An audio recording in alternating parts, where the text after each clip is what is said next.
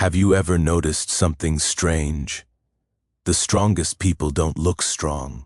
They don't shout. They don't brag. They don't try to prove anything. They just stay calm. While others panic, they breathe. While others complain, they work. While others break, they bend, but never snap. And if you ask them about their past, they just smile and say, "It's nothing. Life happens." But life didn't just happen. Life hit them hard, again and again and again. This is the story of one such person. This is the story of Ion. And maybe it's your story too. Chapter 1. Born into struggle. Ion wasn't born into comfort. No silver spoon, no safety net, no easy days. He was born in a small town where dreams felt expensive. His father worked long hours at a factory. His mother stitched clothes for neighbors to earn a few extra rupees. Money was always short. Sometimes dinner was simple bread and tea. Sometimes it was just tea.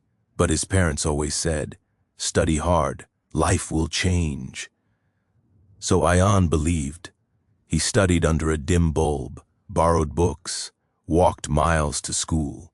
He never complained. Not because he was strong, but because he didn't know he had the right to complain. Chapter 2. The First Break. At 14, life changed. His father fell sick. Factory job lost.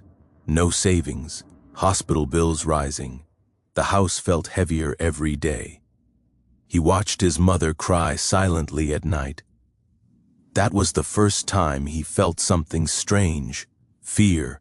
Not fear of exams, not fear of failure, fear of life itself. He realized something painful. No one was coming to save them.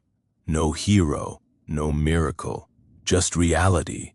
So he did what children shouldn't have to do. He grew up overnight. Chapter 3. Childhood ends early, while his friends played cricket. Ion worked. After school, he delivered groceries. At night, he tutored younger kids. On weekends, he carried boxes at shops. Hands rough, eyes tired, but heart determined. Sometimes he wanted to cry. Sometimes he wanted to scream. Why me? But he didn't. Because when you're busy surviving, you don't have time to feel sorry for yourself. Pain becomes normal. Struggle becomes routine. Chapter 4. The Silent Loneliness. The hardest part wasn't money. It was loneliness. No one understood him.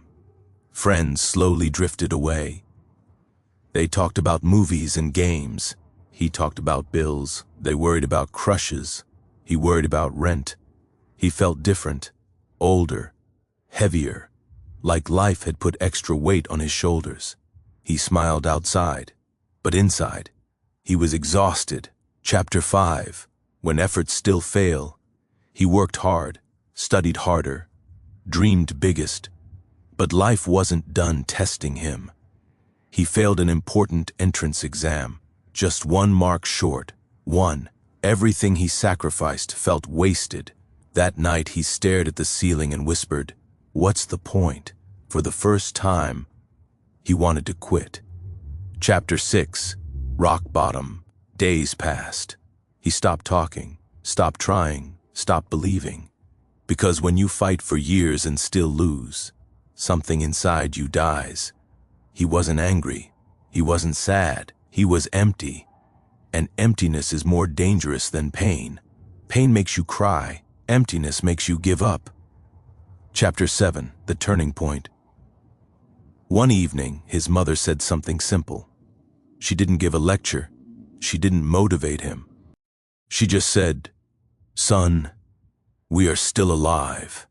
That means God still believes we can handle this." That line hit him hard. Maybe strength isn't about winning. Maybe strength is about not disappearing. Maybe survival itself is victory. That night he decided, I may lose, but I will not stop. Chapter 8. Something changes inside. After years of struggle, something strange happened. Problems didn't scare him anymore. Rejection didn't hurt as much. People's opinions stopped mattering. Why? because he had already survived worse. When you've seen darkness, shadows don't scare you. When you've tasted hunger, small discomforts feel nothing. When life has broken you 100 times, you stop fearing the 101st. This is the rare strength. The strength nobody teaches.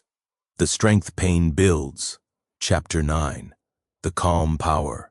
Years later, people started noticing something. Whenever there was chaos, Ion was calm. Whenever others panicked, he solved problems. Whenever life got tough, he didn't complain.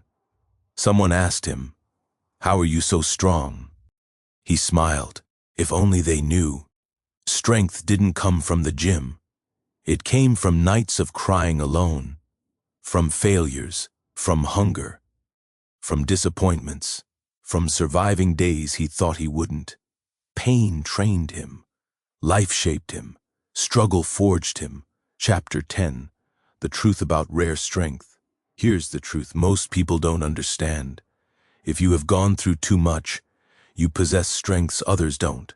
You develop emotional control, deep empathy, patience, fearlessness, mental toughness, independence, gratitude for small things.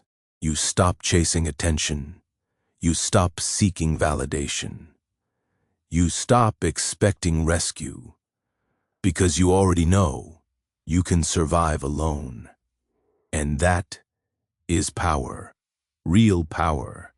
Final message. Maybe this is you. Maybe you're reading this thinking, "This sounds like my life."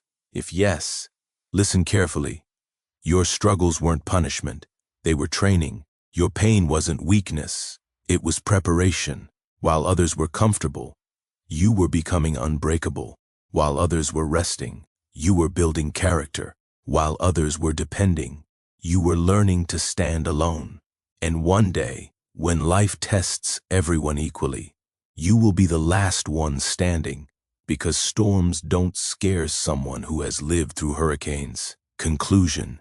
So if life has been unfair, if you've cried alone, if you've carried responsibilities too early, if you've lost more than you gained, if you feel tired but still keep going, congratulations. You possess the rarest kind of strength, not loud, not flashy, but unstoppable. The kind that doesn't break, the kind that survives, the kind that wins quietly. And, trust me, the world eventually bows to people like you, because diamonds are not made in comfort. They are made under pressure, just like you.